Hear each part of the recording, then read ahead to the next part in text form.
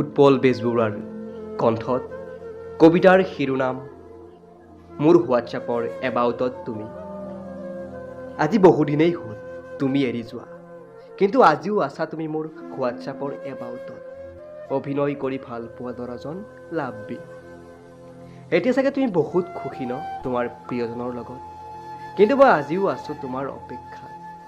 অভিনয় কৰি ভাল পোৱা ল'ৰাজন লাভবী। এতিয়াও কেতিয়াবা মায়ে তোমাৰ কথা সোধে, কিন্তু মই এতিয়া কেনেকৈ কওঁ যে তুমি এৰি যোৱা আজি বহুদিনেই হ'ল।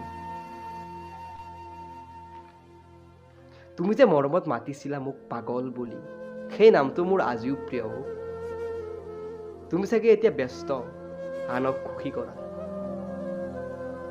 কিন্তু মই তোমাৰে অপেক্ষা।